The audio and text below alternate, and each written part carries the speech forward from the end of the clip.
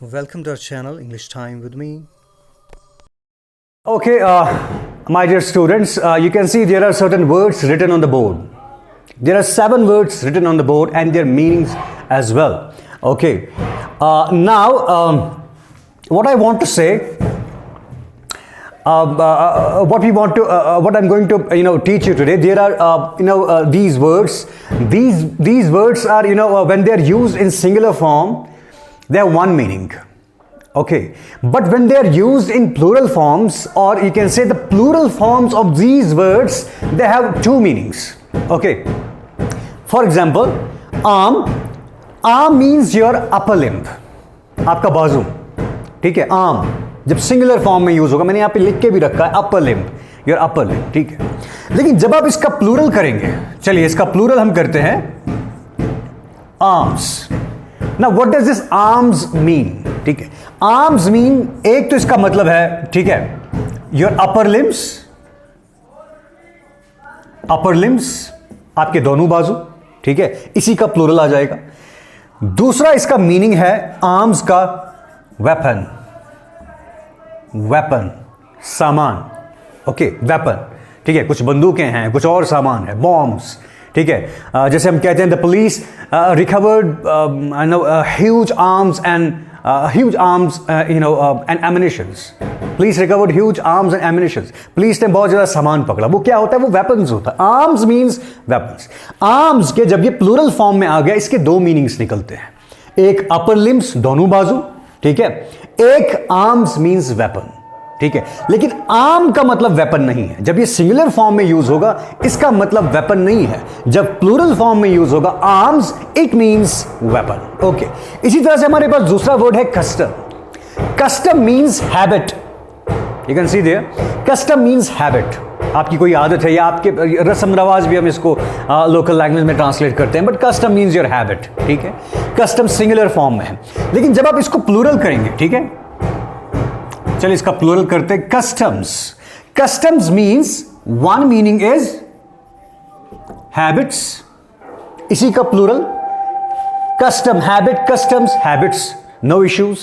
इसका दूसरा मीनिंग क्या निकलेगा? क्योंकि ये प्लूरल फॉर्म में यूज हुआ है, इसका दूसरा मीनिंग क्या निकलेगा? टैक्सेस. ठीक है, टैक्सेस और ड्यूटीज ऑन गुड्स, ये आप कह सकते हो. ठीक है, टैक्सेस और ड्यूटीज ऑन गुड्स. जो भी आप इंपोर्ट करके सामान लाते हैं बाहर की कंट्री से, तो आपकी कंट्री जो उस पर टैक्सेस लगाती है, कुछ ड्यूटीज लगाती है, उनको कस्टम्स कहते हैं.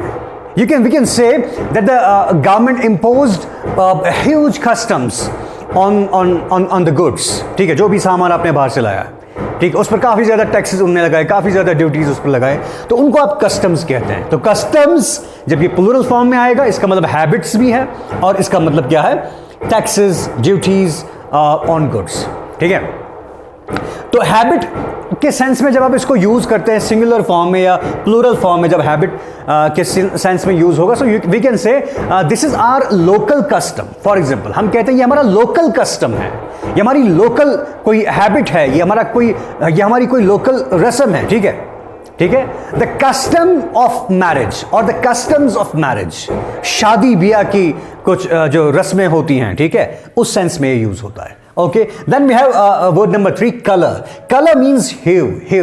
ओके, ह्यू, रंग. ठीक है, कोई सफेद रंग है, सफेद कलर है, व्हाइट कलर है, रेड कलर है, ब्लू कलर है. एक तो वो इसका मीनिंग है जब ये सिंगुलर फॉर्म में यूज होगा.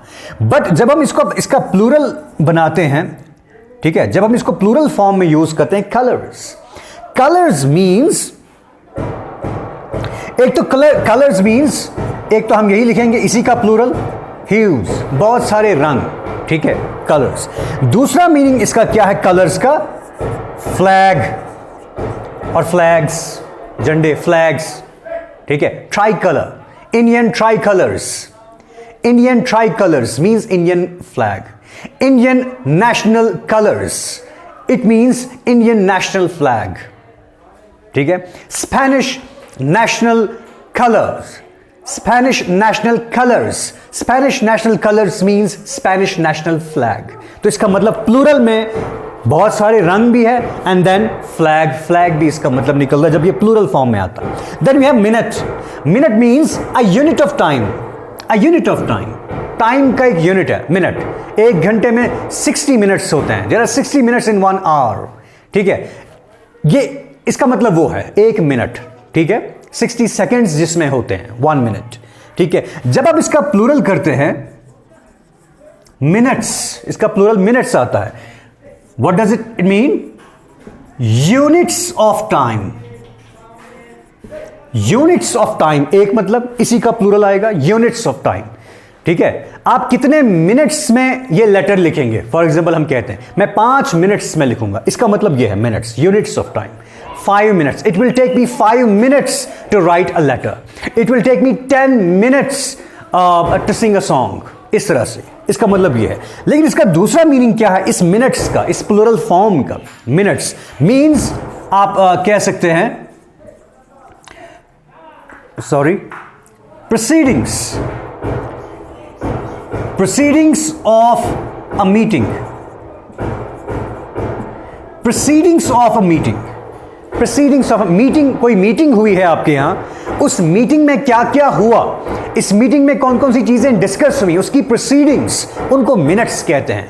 मिनट्स ऑफ मीटिंग, जैसे हम कहते हैं yesterday there was a meeting in a meeting hall and these are the minutes of meeting. उस मीटिंग के मिनट्स जो है, उस मीटिंग के प्रोसीडिंग्स जो है, जो क्या क्या उसमें हुआ, क्या क्या पॉइंट्स डिस्कस किए गए, they are called the minutes of meeting. Okay, then quarter, number 6, number 5, pain means suffering, आपकी तकलीफ, मुझे बहुत पेन हो रहा है, मुझे बहुत दर्द हो रहा है, ठीक है।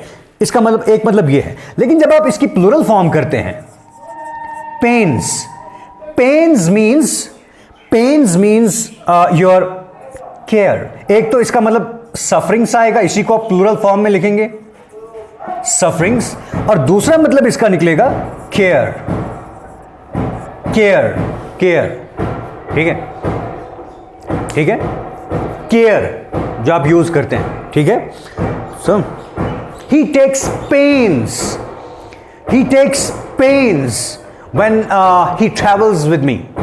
जब मेरे साथ चलता है वो काफी केयर करता है, काफी केयर लेता है, काफी वो अपने सर पर लेता है, ठीक है, केयर। और इसका मतलब एक्सर्शन भी है पेन्स का मतलब केयर भी है, और या एक्सर्शन भी आप कह सकते हो। सो पेन्स मीन्स सफरिंग्स, बहुत सारी तकलीफें, पेन्स मीन्स केयर और एक्सर्शन, ये भी। देन वर्ड नंबर 6, इसका मतलब है, मैंने यहां पर लिखा 4th part. Quarter means 4th part, चौथा हिस्सा।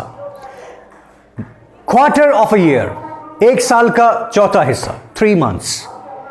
एक साल में 12 महीने होते हैं, इसको आप डिवाइड करोगे 4 हिस्सों में, 3 महीने आ जाएंगे, ठीक है। सो 3 months means a quarter of a year, ठीक है। इस तरह से हम बात करते हैं। बट देन अगर आप इसका प्लूरल करते हैं क्वार्टर्स, जब आप इसका प्लूरल बनाएंगे इसके 2 मीनिंग्स निकलेंगे। 1, यही 4th पार्ट्स, ठीक है, ठीक है, इसी का प्लूरल बनेगा, ठीक है, same. And then the second meaning is quarters means your lodgings,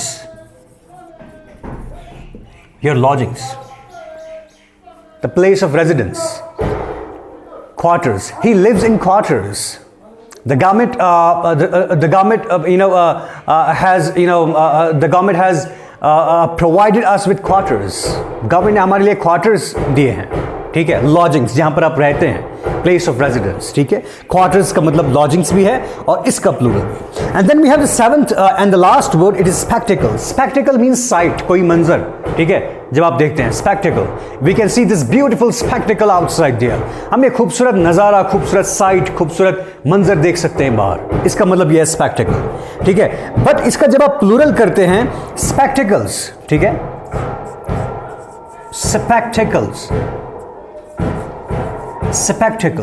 spectacles means एक तो इसका मतलब यही निकलेगा, इसी का प्लूरल साइट्स, बहुत सारी साइट्स, बहुत सारे नज़ारे, बहुत सारे मंजर, ठीक है।